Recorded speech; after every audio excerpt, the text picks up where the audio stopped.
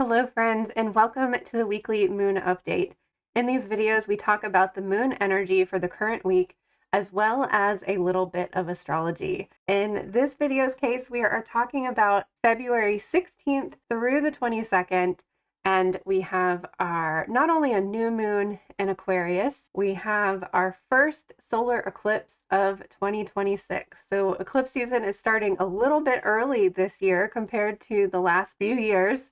And I'm excited for this Aquarius. We're moving into this Aquarius Leo dynamic, which is very much a part of my chart. So it's something that I understand a lot and have struggled with a lot throughout my entire life. So I'm excited to see what these eclipses bring for us.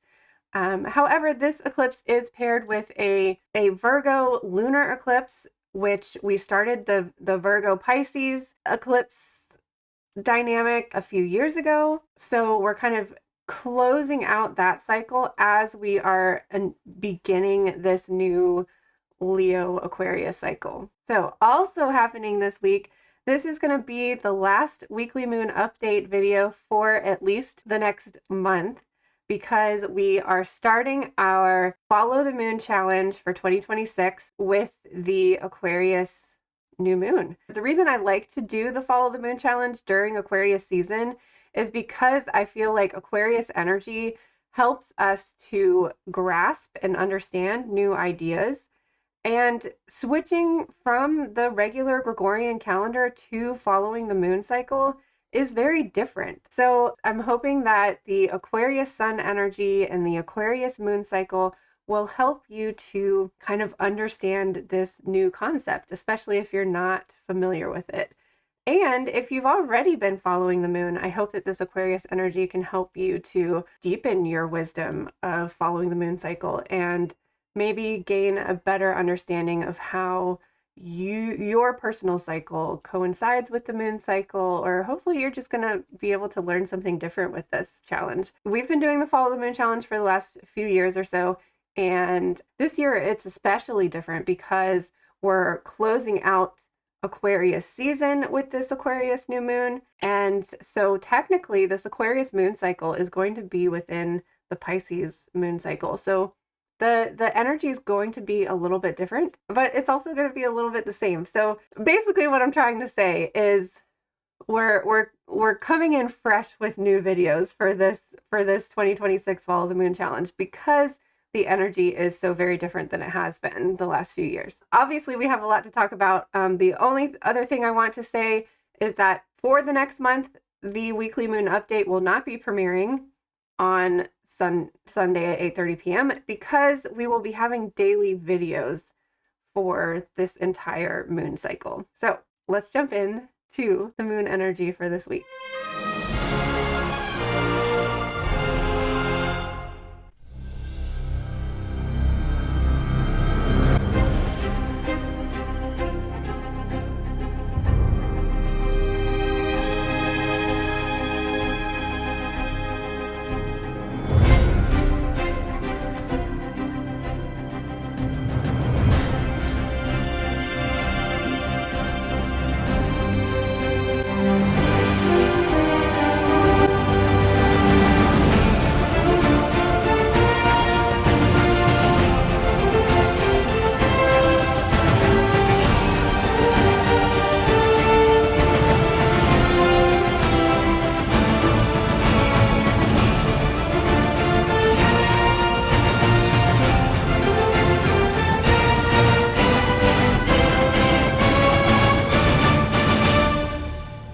So we have a little bit different of a new moon week this week, because for quite some time we've been having the new moons or the full moons at the end of the week. So it's like the entire week is leading up to this thing. However, this week our new moon is falling on a Tuesday.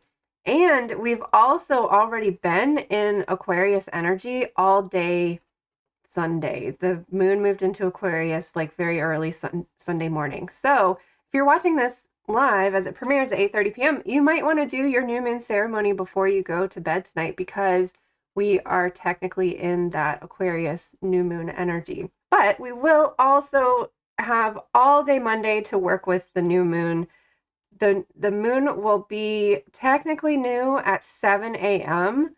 The solar eclipse is happening at 7:13 a.m. And then it's quickly going to transition into Pisces by 9:09 a.m.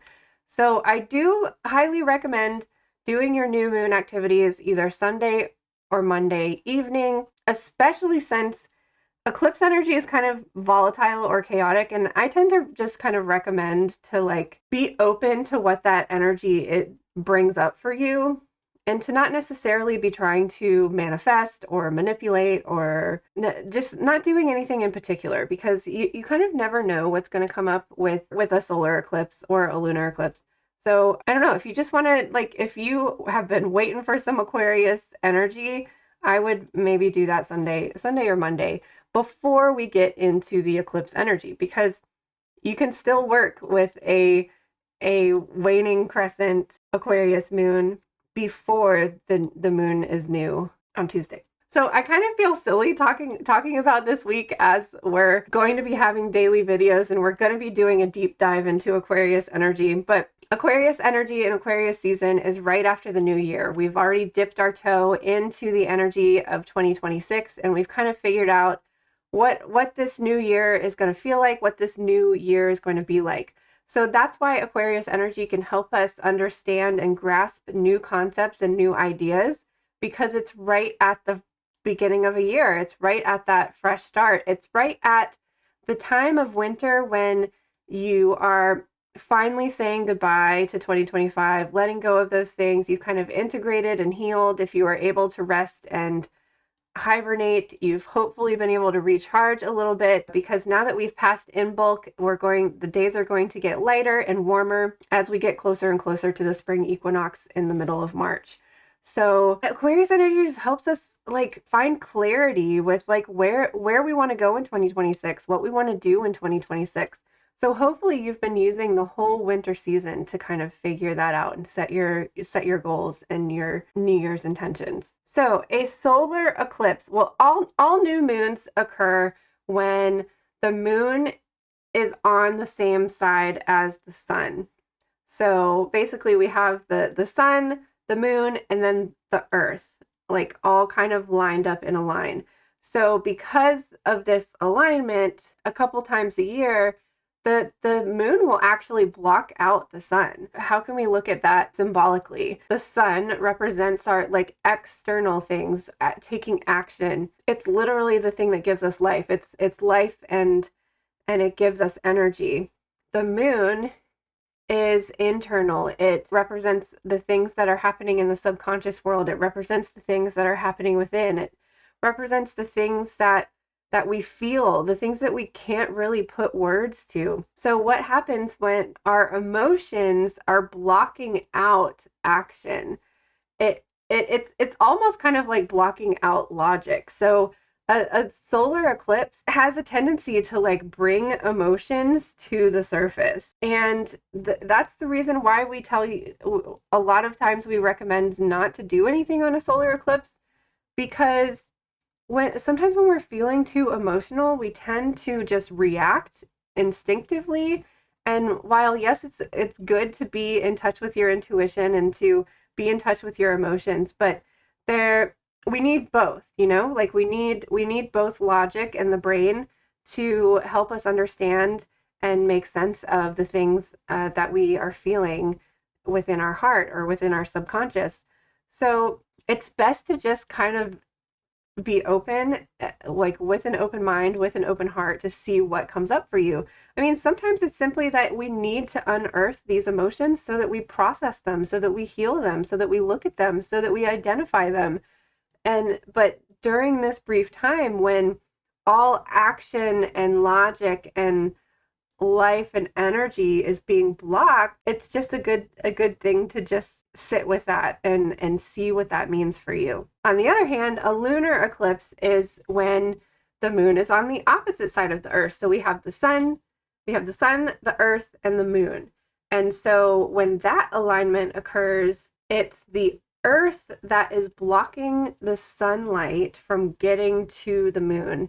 So That's why we experience a dark moon when we're supposed to be experiencing a full moon. During that time, I really find that it's more of this collective shadow because it literally is the earth is blocking the light from the moon. And in a sense, it is the earth's shadow that is creating that darkness. So I find that it's when we have a solar eclipse, it has to do with the self and what comes up for you personally, whereas a lunar eclipse is something that we experience collective energy. We collectively have to look at our shadow, look at the shadow of society and our culture and process that. It's a lot. And especially now, so when we have our lunar eclipse in a couple weeks, like we collectively have a lot to be processing.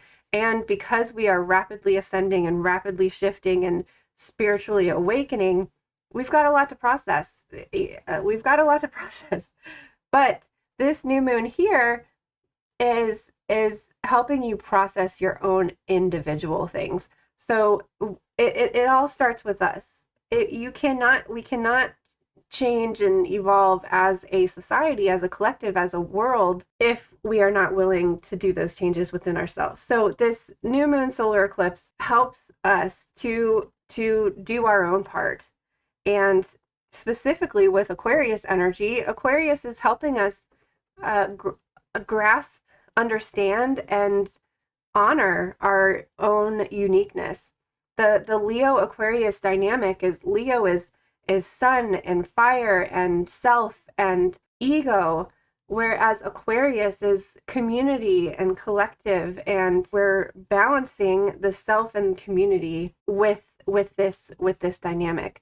So Aquarius encourages you to be your own unique self, to, as I like to say in the Just a Phase Moon Planner, to wave your freak flag and just be proud of who you are. Leo encourages the pride, and Aquarius kind of reminds like the Leo king, the royalty, to hey, remember the collective, remember this kingdom that you are ruling over. Like Aquarius is almost like the right-hand man to the throne that like reminds the king, like, hey, remember those people out there that are totally supporting you? Like, pay attention to them. So anyways, this Aquarius new moon solar eclipse gives us an opportunity to identify the unique parts of ourselves that we want to shine, that we want to illuminate. And all of this energy is happening right at the beginning of the week. So, I don't know, like going into the work week, remember to like understand that you're not the only one that's affected by this. Everybody in the world is affected by the moon's energy. And I think that we need to walk into this week remembering that everybody's struggling, everybody's dealing with their own things, everybody's processing and healing and doing the best that they can in the moment with the resources that they have. And so we need to go into this week having a little bit grace and compassion and being kind to our fellow humans. So right after that solar eclipse, the moon is moving into Pisces. And then on Wednesday, the sun is also moving into Pisces. So this new Aquarius moon is closing the Aquarius sun season, and we are opening the Pisces sun season. And at the same time, the Pisces sun season is the last sign of the zodiac. So next month, when we move into Aries, we are going to be starting it's going to be spring, and we're going to be starting with the Aries sun season, and it's technically the new year for the zodiac season.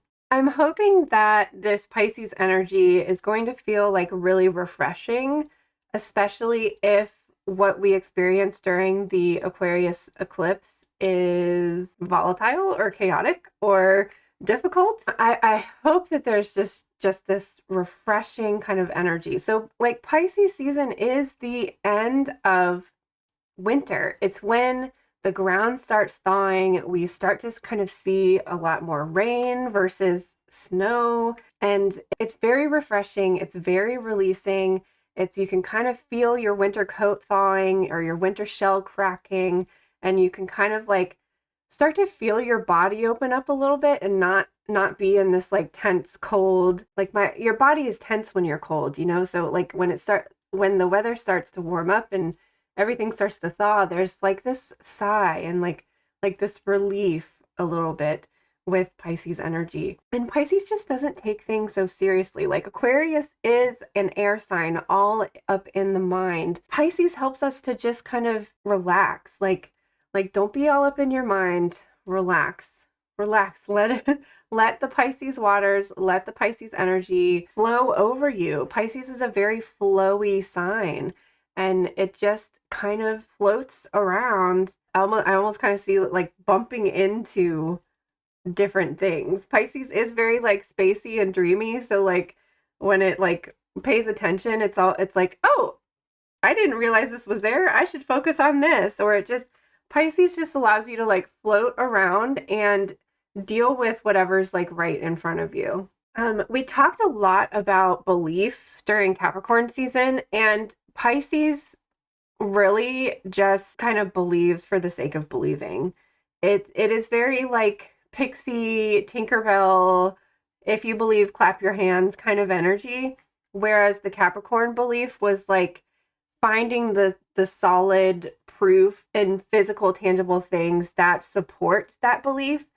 But sometimes you just have to find belief wherever you can find it and use that to motivate you and inspire you just for the sake of believing, just for the sake of wanting the thing, just for the sake of allowing yourself to believe that you're worthy of your desires. So middle of the week has this, hopefully, what I'm hoping for is like relief from any intensity of the eclipse, and we'll be in that Pisces energy all day Tuesday, all day Wednesday, and part of Thursday too. We kind of have it's not that long of a transition, but I find that like when we'll be in Pisces for Thursday morning, then we have our void of course, which is kind of like in between or an absence of a sign, and then we'll move into Aries. So I really find that I'm just it's like someone kicks me in the pants when the moon moves into Aries, or gave me an extra cup of coffee or something, or an extra shot of espresso. It's when the moon moves into Aries, I'm just like, okay, let's go, let's do all the things. This is like running around doing all your errands, doing those tasks that like maybe take more time or energy, because the Aries fire can give us that energy. So Thursday might be a little weird because it's going to be watery, spacey, dreamy energy in the morning, kind of absent energy in the afternoon, and then late afternoon is going to be your Aries energy. But then on Friday, we'll have the Aries energy all day.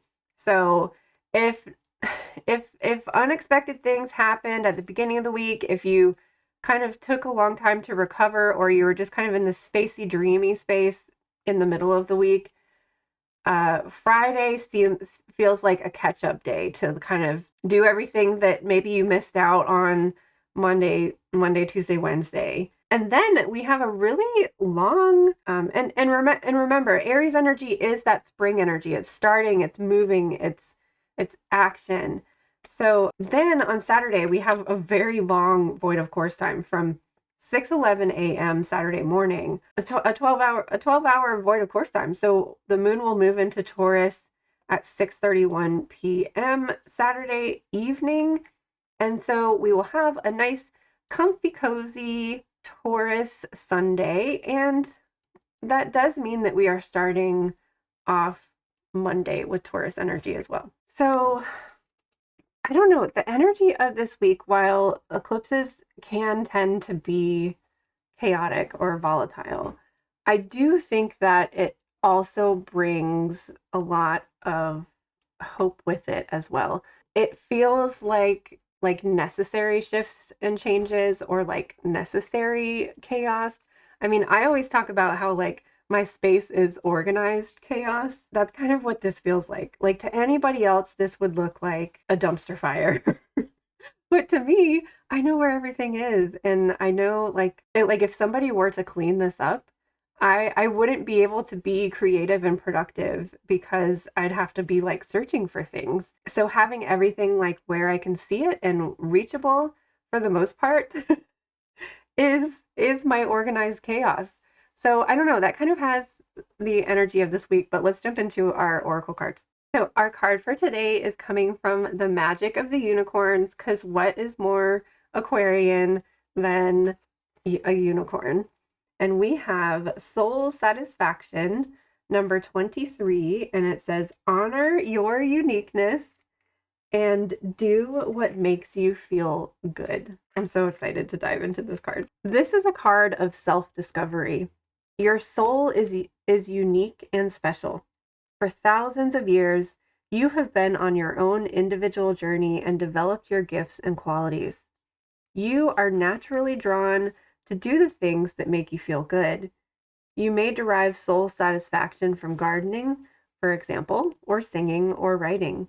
You may express your soul through playing sport, composing music, flying a plane, or designing a house. In the golden era of Atlantis, a baby's aura was examined to discover the talents of its soul.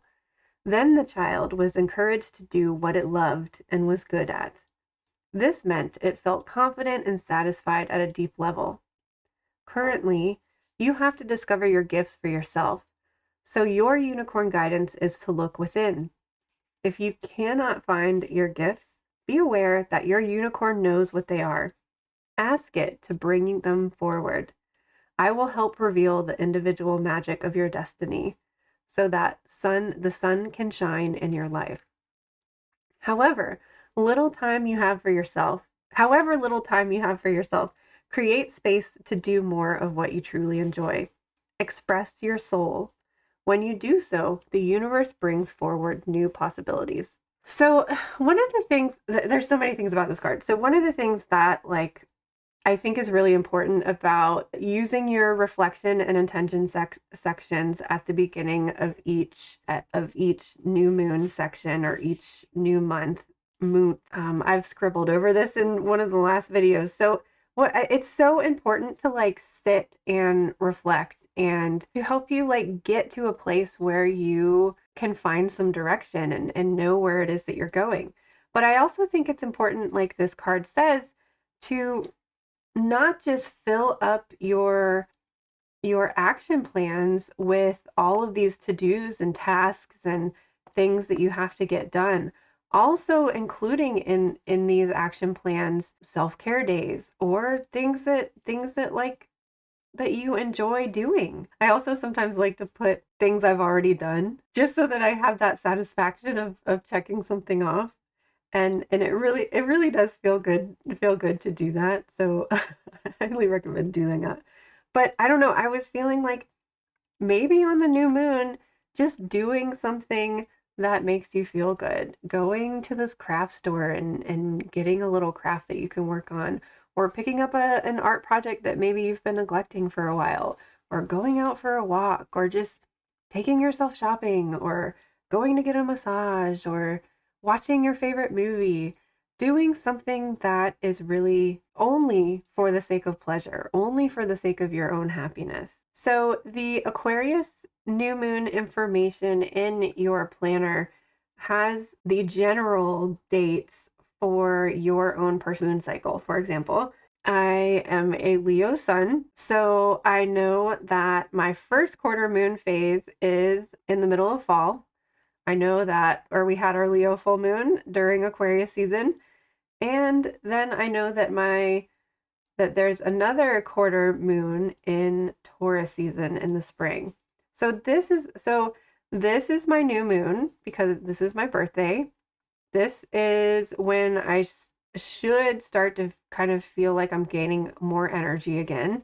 This time of year is when I should be feeling the most energy and most motivated because this is my full moon time of year. And then in the spring is my last quarter moon phase, which means that I should maybe start to wind down or close things out that I may have, we always think about things on our birthday. Like on our birthday, we reflect on the previous year and like, wow, I'm another year older. What did I learn this year? And so now Taurus season for me, or for all Leos, is the time when we're maybe kind of starting to reflect on that, because it's only 3 months until your birthday again. So this, I like I said at the beginning of this video, Aquarius season is a time to kind of open yourself up to out of this box thinking and to new ideas. So hopefully this birthday moon cycle just kind of gives you another perspective of how your energy might be waxing and waning versus, normally we talk about seasonally of starting things in spring. Well, springtime for me is when I'm closing out my moon cycle. So I might not actually be very active that time of year. It kind of depends. Kind of depends for me. It fluctuates. And that's because I think that all of these cycles exist within us. Like your birthday moon cycle exists within you. You might even want to look at, I've noticed that if I look at Pisces, because I'm a Pisces rising, which very much, it's very close to the seasonal seasons. So I think that's why maybe I relate to the seasons so closely. But it is a little bit off because Pisces is one sign from Aries. So this is just another, I think that how I visualize it is we have all of these cycles within us, and it's like this spiral, and they kind of parallel each other. So this is just another way to look at how your energy might be waxing and waning throughout the year. Also, I want to remind you that there is an entire eclipse section. So there are tarot spreads for the solar and lunar eclipses for all 4 of them this year. So just don't forget that part. Like you might already have done your Aquarius new moon thing, but don't forget you have an additional solar eclipse tarot spread for you at the beginning. It's right after the zodiac sign. So because Aquarius is so close, like this is Capricorn. Oh no, this is Pisces and this is Aquarius. So it's right after the zodiac information. Okay, so obviously the other thing I want to talk about with this card is how much it talks about uniqueness, because the Aquarius Leo dynamic helps us to, with the Leo, be proud of our uniqueness, which is the Aquarius energy. So like those two energies balance each other out, but they also support each other. And again, it's Leo is self, Aquarius is collective. Aquarius is also ruled by Uranus, which is the planet of liberation and freedom. So it helps us to like break free from the confines of like the labels that we put on ourselves. Like break free, like be free and feel comfortable being who you are is the lesson of Aquarius. And I love that this card talked about that so much. Our chakra card is Unbridled Passion. You are passion incarnate. Your seductive and sensual energy weaves your relationships with intensity, reconnecting you with ecstasy of creation, both within and without. Both within and without. Your soul is nourished by your desires, allowing you to manifest your deepest and truest intentions with enthusiasm. Let this wild, sexy energy flow freely from you. It is one of your soul gifts. Cultivate it accordingly. So this is obviously a sacral chakra card.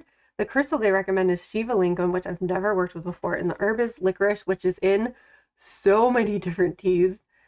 Most teas, licorice is a catalyst herb, so they tend to be in a lot of herbal formulas. And if you don't have licorice in your tea, another catalyst herb that is very commonly used in teas that you find in the grocery store is ginger. So licorice is cooling and ginger is warming. So depending on what the tea is for, you'll find that they kind of switch or interchange those catalyst herbs within tea formulas. So again, licorice is cooling, but it's also a mucilage. It gets like specifically in the lungs, but also in the digestive tract. It gets those secretions going, those secretions that help us digest food, the secretions that help us kind of like clear out our lungs. So a lot of times you'll find licorice in teas for the throat or colds or flu. because it just helps get those mucous membranes going and working so that it's like clearing out your lungs and your sinuses and stuff. Our gemstone for this week is green aventurine. It is a stone of growth. Whatever it touches flourishes. It activates the heart chakra, opening your heart to receive your blessings. And green aventurine helps manifest more abundance in love, money, work, and creative projects. It encourages prosperity, inspires new ideas, and brings good fortune of all kinds. It's interesting that we're getting like the chakra card about creativity and this green aventurine about manifesting and abundance within creative projects. I feel like that beautifully demonstrates the energy of an Aquarius moon cycle during Pisces season, because Pisces can be very creative. Like a lot of artists have a lot of Pisces energy in them, because for a lot of Piscean energy, it's creativity is this connection to spirit, and oftentimes artists will say that they feel like they like channeled the art that they create.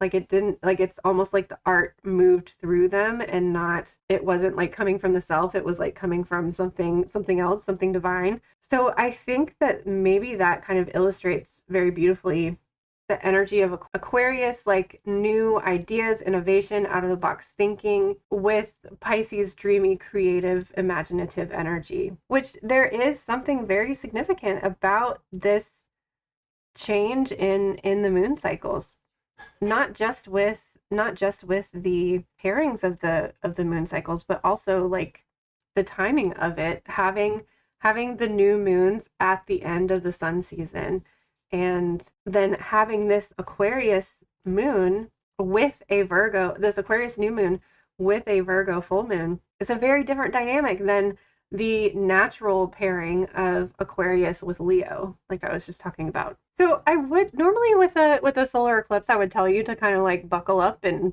get ready, brace yourself. But it seems like we're maybe given this opportunity of creativity. So maybe just finding something, even if you're not an artistic person or a creative person, or if you don't consider yourself that, I think focusing on something that does bring you joy, or does light you up, or just makes you happy is going to be really important on this new moon, to, I think, focus on something positive in some sort of way. And I think for a lot of us, that is creativity. One of like the only thing I think in existence that just like brings me total full joy is coloring, because it's just so mindless and fun and creative. You can feel like a kid again, and you don't have to think about it. Like thinking about other creative projects, you know that you can have negative emotions come up, or doubting how it's going to turn out, or especially with like drawing or painting. For me personally, I'm so self-critical, and it never looks like how I envision it in my head, and I get so frustrated when I put it onto the paper. But with coloring, it's total freedom, and I don't judge it, and I don't have those negative emotions. So I think it's probably going to be important for me to do some sort of creative project on this new moon, just so that we're staying in this happy, light, positive vibration amongst the potential for something deeper and heavier to emerge. So I hope that you have a wonderful, happy new moon. I hope that you're able to process and heal and discover something about yourself that maybe you didn't know before. Please join me for the Follow the Moon challenge that will be starting on Tuesday. So those will be daily videos every day, every morning. We'll have a video for the entirety of the Aquarius moon cycle. So I hope to see you there. Thanks so much for watching. I can't wait to see you on the other side of the looking glass again sometime soon.